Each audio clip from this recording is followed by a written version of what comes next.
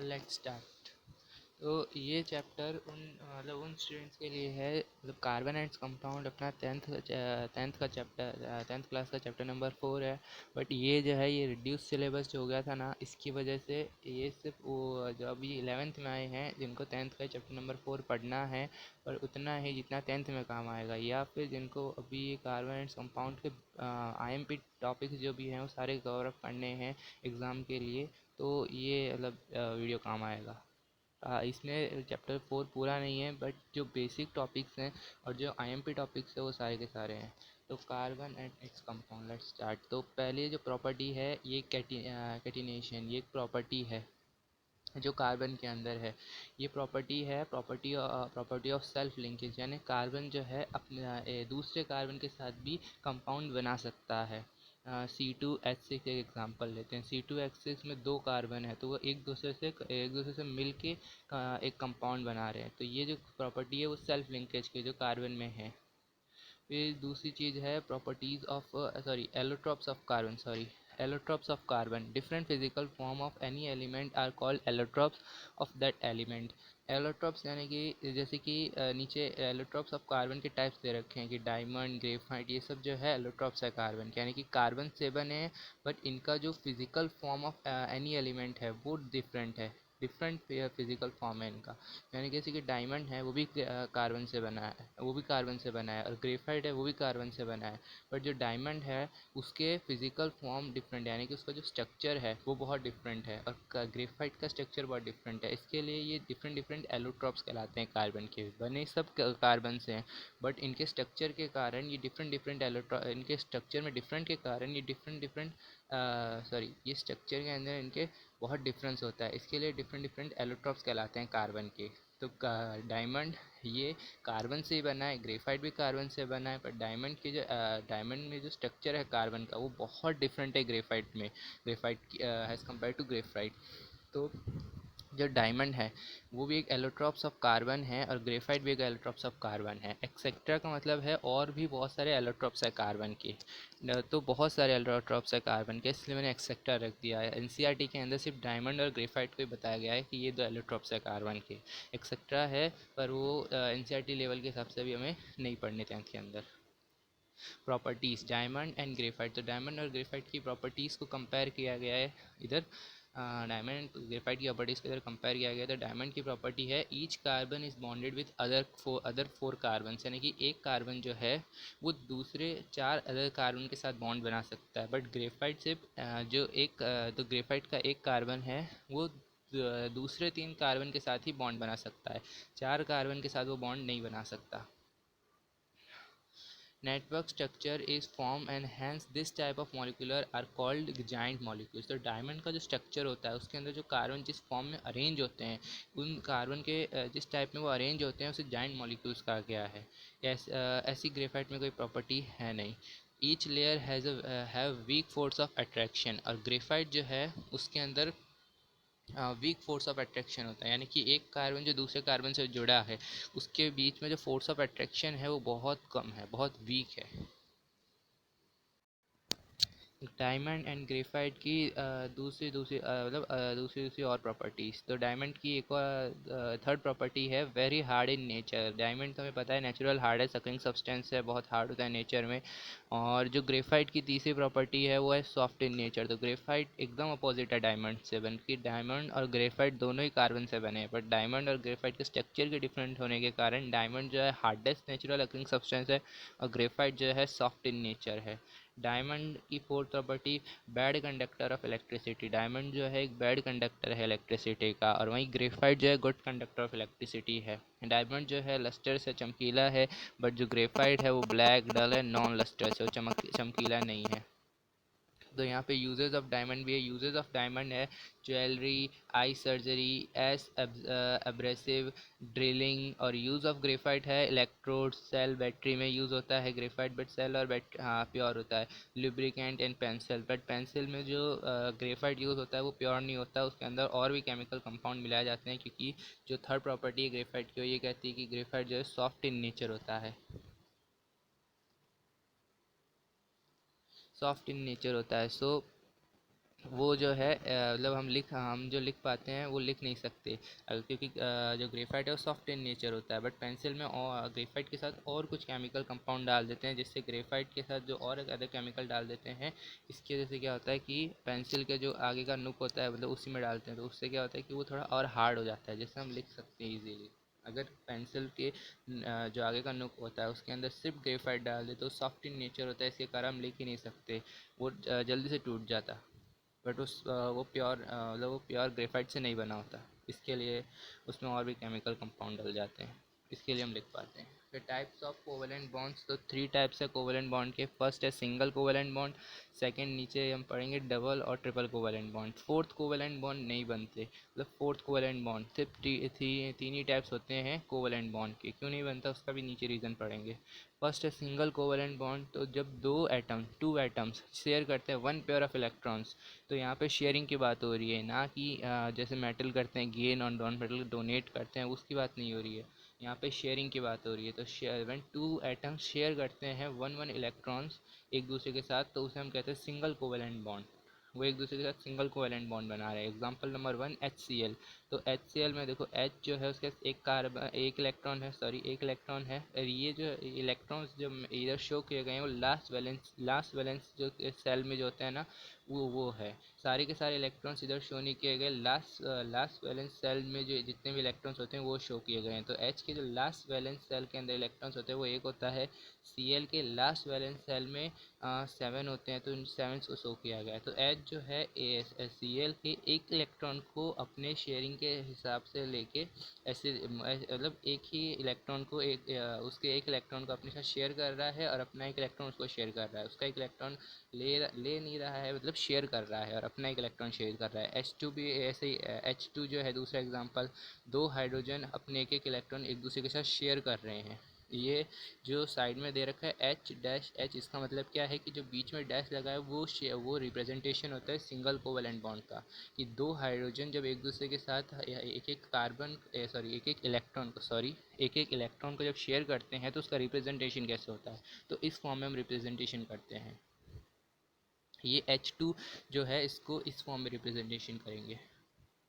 Second है double covalent bond, तो जब दो पेयर ऑफ इलेक्ट्रॉन शेयर करते हैं उसे हम डबल कोवेलेंट बॉन्ड कहते हैं। जैसे H2 है तो वो देखो दो सिर्फ दूसरे पहला जो एक सल्फर है वो दूसरे सल्फर से सिर्फ दो ही इलेक्ट्रॉन्स जो है शेयर कर रहा है, और दो ही इलेक्ट्रॉन्स मतलब शेयर कर रहा है, और दूसरा जो सल्फर है वो भी पहले इलेक्ट्रॉन से सिर्फ दो ही इलेक्ट्रॉन शेयर कर रहा है, और जो इसका रिप्रेजेंटेशन है डबल कोवेलेंट बॉन्ड का वो मैंने इधर दे रखा है एस, और फिर इक्वल्स टू जैसे साइन है ना वही है representation of double covalent bond. O2 का भी इधर दे रखा है मैंने एक एग्जांपल कि O2 का भी एक एग्जांपल दे रखा है O, ऐसा इक्वल्स टू का जो साइन है वो असल में इक्वल्स टू का नहीं है, वो डबल कोवेलेंट बॉन्ड का है, तो O और फिर डबल डैश और O, तो वो जो रिप्रेजेंटेशन है वो डबल कोवेलेंट बॉन्ड का है। यहाँ पे भी ऑक्सीजन एक दूसरे के साथ दो दो इलेक्ट्रॉन शेयर कर रहे हैं। फिर आता है ट्रिपल कोवेलेंट बॉन्ड, तो इसके अंदर 3 पेयर ऑफ इलेक्ट्रॉन शेयर होते हैं। N2 एग्जांपल दे रखा है, तो N के जो लास्ट वैलेंस सेल के अंदर 6 इलेक्ट्रॉन्स होते हैं, और इस N के भी लास्ट वैलेंस सेल के अंदर 6 इलेक्ट्रॉन्स होते हैं, तो ये दोनों एक दूसरे के साथ 3 इलेक्ट्रॉन शेयर कर रहे हैं, इसका रिप्रेजेंटेशन इस फॉर्म में होता है।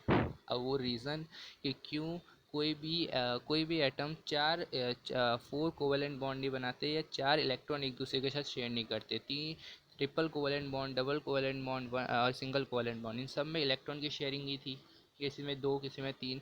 फोर्थ कोवेलेंट बॉन्ड क्यों नहीं बनता, कोई भी एटम चार इलेक्ट्रॉन क्यों नहीं शेयर करता। हम NCERT का जो चैप्टर नंबर 4 पढ़ रहे हैं उसमें हम बेसिकली हम सिर्फ कार्बन की बात कर रहे हैं, इसलिए मैंने यहाँ पे कार्बन लिखा है। 2 carbon atom can never form four covalent bond with each other, carbon इसलिए लिखा है, बाकी कोई भी दो एटम फोर कोवेलेंट बॉन्ड बना ही नहीं सकते। यहाँ पे कार्बन मैंने इसलिए लिखा है ताकि हमारे जो NCERT में बेसिकली कार्बन की बात हुई है इसके लिए।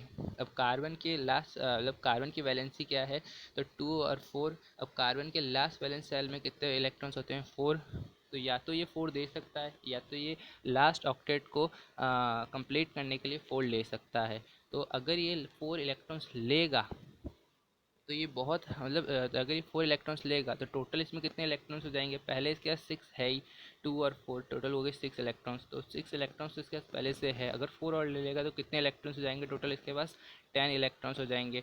तो किसी भी तो इसके न्यूक्लियस में जो 6 प्रोटॉन्स है वो 10 इलेक्ट्रॉन्स को होल्ड नहीं कर पाएंगे। इसकी वजह से 4 एक्स्ट्रा इलेक्ट्रॉन्स जो है उसको होल्ड नहीं कर पाएंगे। इसकी वजह से जो कार्बन है वो गेन नहीं कर सकता किसी से भी इलेक्ट्रॉन्स, 4 इलेक्ट्रॉन से गेन नहीं कर सकता। और सेकंड इसका रीज़न है it require large energy to donate 4 electrons. अब इसके लास्ट बैलेंस में लास्ट ऑर्बिट में 4 इलेक्ट्रॉन्स है, या तो वो डोनेट कर दे और अपना जो ऑक्टेट है वो कंप्लीट कर ले, पर वो 4 इलेक्ट्रॉन्स डोनेट भी नहीं कर सकता क्योंकि इसको बहुत लॉट ऑफ मतलब कार्बन को लॉट ऑफ एनर्जी लग जाएगी 4 इलेक्ट्रॉन डोनेट करने के लिए, जितनी और इतनी इसके पास है नहीं, तो ये मतलब कैसे डोनेट करेगा, तो ये डोनेट नहीं कर सकता। तो ना ये डोनेट कर सकता है ना ये गेन कर सकता है। इसी की वजह से फोर्थ कोवलेंट बॉन्ड पॉसिबल ही नहीं है, ना ये चार्ज ले सकता है ना ही चार्ज दे सकता है। तो फोर्थ कोवलेंट बॉन्ड इसकी वजह से पॉसिबल ही नहीं है। फिर आता है ऑर्गेनिक कंपाउंड। तो ये दूसरा एक अपना अनदर टॉपिक है मेन, कार्बन एंड ऑर्गेनिक अपने चैप्टर 4 के अंदर कार्बन एंड इट्स कंपाउंड के अंदर जो मेन अदर सेकेंड टॉपिक है वो है ऑर्गेनिक कंपाउंड। तो ऑर्गेनिक कंपाउंड के 10th के बेसिस पे हम ये पढ़ते हैं कि compound containing carbon and found in nature, यानी कि वो मतलब वो कंपाउंड जो कार्बन कंटेन करते हैं और नेचर में फाउंड होते हैं उन्हें हम ऑर्गेनिक कंपाउंड कहते हैं। 11 इस 11th का मतलब है कि जब हम 11th में ऑर्गेनिक कंपाउंड पढ़ेंगे तो इस बेसिस से पढ़ेंगे कि compound which are either hydrocarbons और देयर डेरिवेटिव्स, यानी कि कंपाउंड वो जो उसके हाइड्रोकार्बन्स हो या हाइड्रोकार्बन्स के डेरिवेटिव्स हो, वो कंपाउंड्स को हम ऑर्गेनिक कंपाउंड पढ़ेंगे। तो 11th में पढ़ेंगे, बस एक डेफिनेशन देनी थी कि 11th के अंदर इस बेसिस पे ऑर्गेनिक कंपाउंड का पढ़ेंगे। 10th तक हमारे लिए डेफिनेशन सही है कि compound containing carbon and found in nature. फिर टाइप्स ऑफ ऑर्गेनिक कंपाउंड, तो ये यहाँ पे कम से कम 6 टाइप्स दे रखे हैं। Hydrocarbon, hello alkenes, alcohols, aldehyde, ketone, carbolic acid. तो मैं तो सिर्फ मतलब रिड्यूस सिलेबस के हिसाब से करा रहा हूँ कि रिड्यूस हो गया था वो सिलेबस, पिछला मतलब पीछे का सिलेबस तो रिड्यूस हो गया था, बट जो मेन टॉपिक है जो हमारे 11th में काम आएंगे वो टॉपिक्स मैं इस चैप्टर के करा रहा हूँ, ताकि वो हमारे काम आए। और जिनके एग्ज़ाम्स आ रहे हैं ना वो इस चैप्टर को देख सकते हैं, जिनका ये चैप्टर बिल्कुल नहीं पढ़ा हुआ है, इनके एग्ज़ाम्स आ रहे हैं, तो ये इस चैप्टर को करके मतलब उनको इस चैप्टर का 90% आ जाएगा। 10% तो नहीं आएगा, 90% आ जाएगा। टाइप्स ऑफ ऑर्गेनिक कंपाउंड यहाँ पे 6 बता रखे हैं। हमारी बुक्स में एनसीईआरटी की बुक में भी 6 दे रखे हैं, बट एक्सेट्रा भी होते हैं और भी ऐसे कंपाउंड पाए जाते हैं।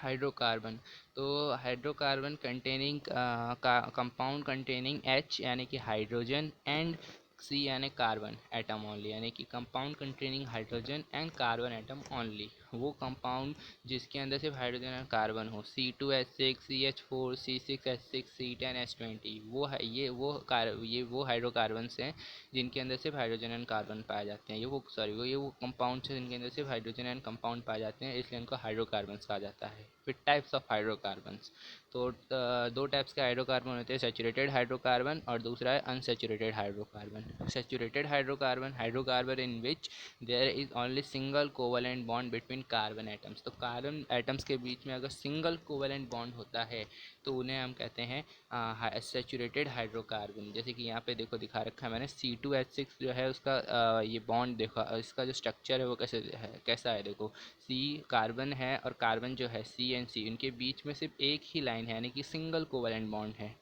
तो ये जो है ये एग्जांपल्स है दोनों C2H6 का ये पूरा स्ट्रक्चर और C4H10 का ये पूरा स्ट्रक्चर, ये एग्जांपल है दोनों सैचुरेटेड हाइड्रोकार्बन का। एग्ज़ाम में भी आया तो ऐसे ही बताना, ठीक है, ऐसे मतलब ऐसे लिख के बताना। और नोट बहुत इंपॉर्टेंट है, saturated hydrocarbon are also known as alkanes. तो सैचुरेटेड हाइड्रोकार्बन्स को हम एल्केन्स भी कहते हैं, ठीक है। फिर सेकंड है अनसैचुरेटेड हाइड्रोकार्बन। तो unsaturated hydrocarbons in which there is double और triple covalent bond between carbon atoms. तो कार्बन एटम्स के बीच में डबल या ट्रिपल कोवलेंट बॉन्ड हो तो उन्हें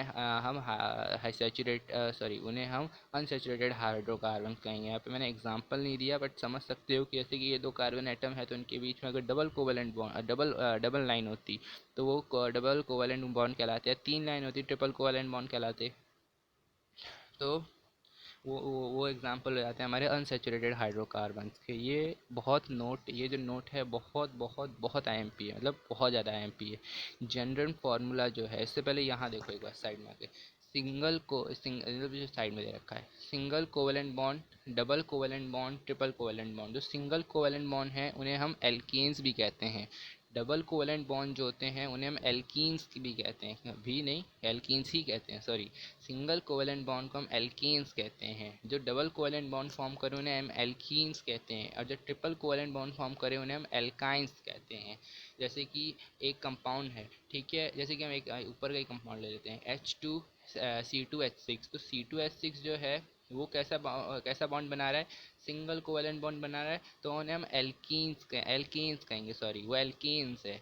तो ऐसे बहुत सारे होते हैं जो डिफरेंट ऐसे बहुत सारे कंपाउंड होते हैं जो डबल कोवेलेंट बॉन्ड भी बनाते हैं, ट्रिपल कोवेलेंट बॉन्ड भी बनाते हैं। जो डबल कोवेलेंट बॉन्ड बनाते हैं उन कंपाउंड्स को हम एल्कीन्स कहते हैं, ट्रिपल कोवेलेंट बॉन्ड बनाते हैं उनको हम एल्काइंस कहते हैं, ठीक है। तो एल्कीन्स जो है उनका जनरल फार्मूला है CnH2n+2। एल्कीन्स का जो जनरल फार्मूला है वो CnH2n, और एल्काइंस का जो जनरल फार्मूला है CnH2n-2, ठीक है। ये जनरल फार्मूला है। यहाँ पे जो n है वो नंबर ऑफ़ कार्बन है, ठीक है। यहाँ पे आप नंबर ऑफ़ कार्बन जितने भी है किसी कंपाउंड के अंदर वो रखोगे तो आपको वो एल्कीन या एल्काइन का या एल्काइंस का कंपाउंड मिल जाएगा, ठीक है। आगे देखेंगे क्या चीज़ है, ठीक है। Naming of hydrocarbon, IUPAC naming करता है। IUPAC आपको पता होगा इंटरनेशनल वो पूरा ऑर्गेनाइजेशन है, इंटरनेशनल यूनियन है जो नेमिंग करता है किसी भी कंपाउंड का, स्पेशली किसी भी हाइड्रोकार्बन कंपाउंड का, ठीक है। तो नेम कैसे रखा जाता है किसी भी हाइड्रो कंपाउंड का,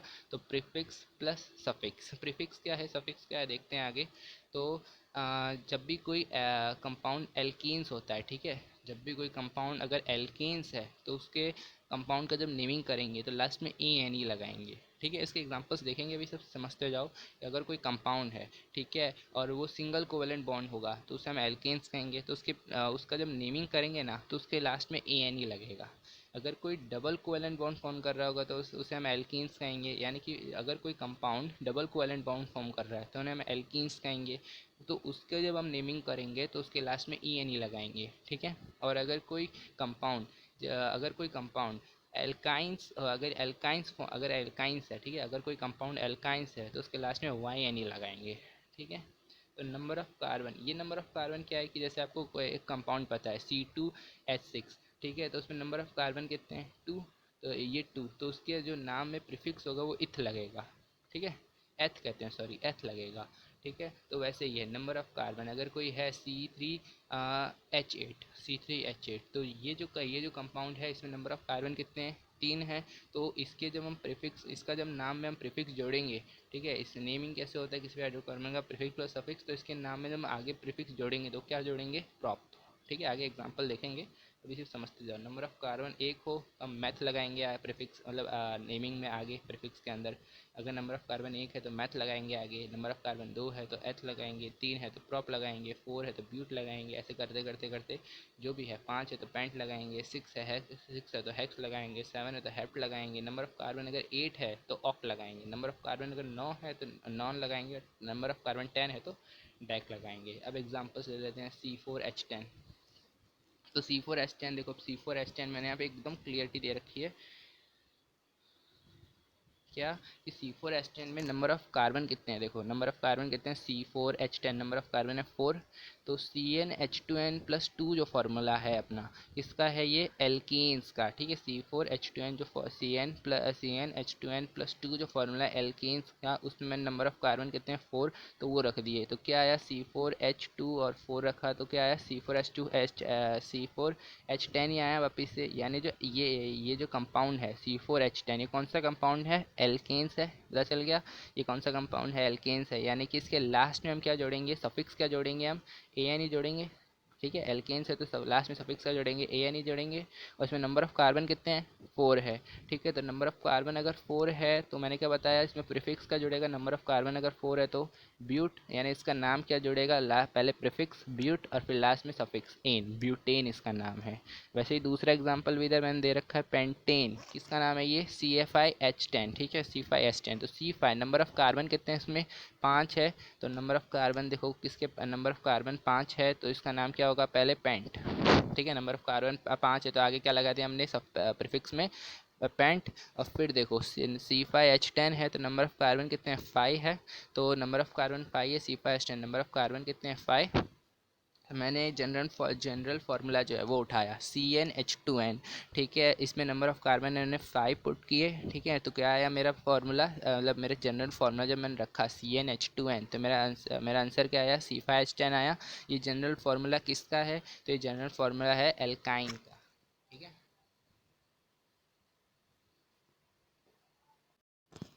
सॉरी, हाँ, तो ये जो जनरल फार्मूला है किसका है, एल्काइंस का, ये देखो ये रहा, एल्कीन्स का जनरल फार्मूला क्या है, CnH2n, यही फार्मूला जस्ट अभी मैंने इधर रखा इसके अंदर C5H10 के अंदर, तो मेरा आंसर आ गया C5H10, तो ये जनरल फार्मूला रखा तो मुझे पता चल गया कि हाँ भाई ये जो C5H10 है ये क्या है, एल्कीन्स है, इसके लिए मैंने एल्कीन्स है तो सॉरी, एल्कीन से तो लास्ट में क्या जुड़ जाएगा, ई एन ई जुड़ जाएगा सफिक्स, तो इसलिए मैंने लास्ट में ई एन ई जोड़ दिया, ठीक है। इसके और ऐसे एग्जांपल्स चाहिए, ठीक है, अगर आपको इसके और ऐसे एग्जांपल्स चाहिए कि नेमिंग ऑफ हाइड्रोकार्बन कैसे होती है तो मुझे बोलना, मतलब कमेंट में बोलना, मैं बना एक और ऐसी वीडियो बना के बता दूंगा, बहुत सारे एग्जाम्पल दे दूंगा उसमें, तो अपना काम हो जाएगा, ठीक है। अगर चाहिए तो बताना, नहीं चाहिए तो ठीक है, जैसे आता होगा, बट अगर चाहिए तो बताना, ठीक है।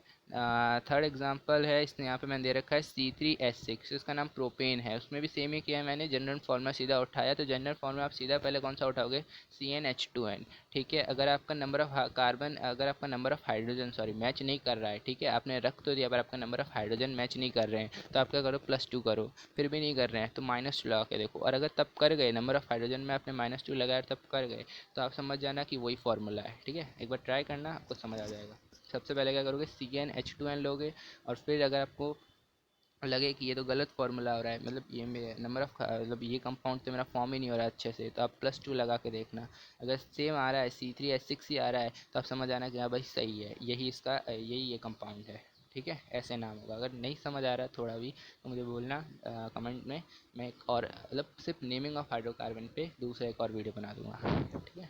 C3H6, तो इसे प्रोपेन, इसका नाम प्रोपेन है, C7H14 इसका नाम हेप्टाइन है, ठीक है।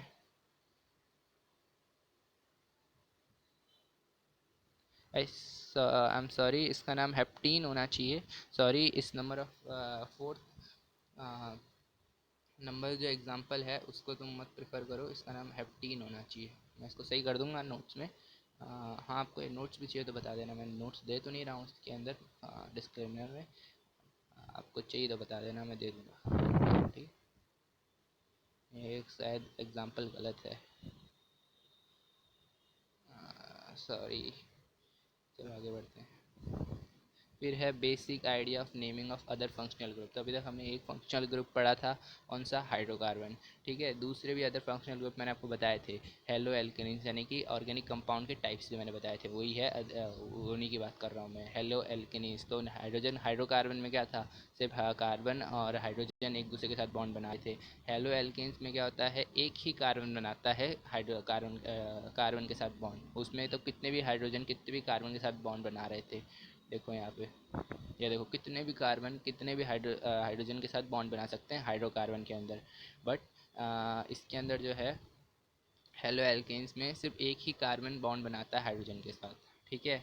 अल्कोहल में एक कार्बन जो है वो OH के साथ बॉन्ड बनाता है, जैसे जैसे हाइड्रोकार्बन में कार्बन और हाइड्रोजन का बॉन्ड था, जैसे अल्कोहल में कार्बन और ये जो OH है उनका बॉन्ड होता है, ठीक है, कार्बन OH के साथ बॉन्ड बनाता है। एल्डिहाइड्स में कार्बन जो है डबल बॉन्ड ऑक्सीजन के साथ डबल बॉन्ड बनाता है, और एक हाइड्रोजन के साथ सिंगल बॉन्ड बनाता है। कीटोन्स में एक कार्बन एक ही ऑक्सीजन के साथ डबल बॉन्ड बनाता है, ठीक है, एक कार्बन ऑक्सीजन के साथ डबल बॉन्ड बनाता है। कार्बोक्सिक एसिड के अंदर कार्बन जो है कार्बो कार्बो ऑक्सिक नाम नहीं प्रोनाउंस हो रहा है यार, कार्बोक्सिलिक, हाँ हो गया ना। कार्बोक्सिलिक एसिड के अंदर कार्बन जो है डबल बॉन्ड बनाता है ऑक्सीजन के साथ, और OH के साथ सिंगल बॉन्ड बनाता है। तो यहाँ पे अपना बेसिक कॉन्सेप्ट जो है इस चैप्टर का, जो हमारे 11th में भी काम आएगा, 11th में काम आएगा, और एग्ज़ाम में अगर हमने अभी तक ये चैप्टर नहीं पढ़ा है तो ये मतलब इस वीडियो से इतना तो अपने को पता चल गया, इस वीडियो में इतना तो ये चैप्टर पूरा समझ आ गया। ये चैप्टर की कोई भी क्वेश्चन अगर हम कर सकते हैं। So that's in this chapter complete. Thank you.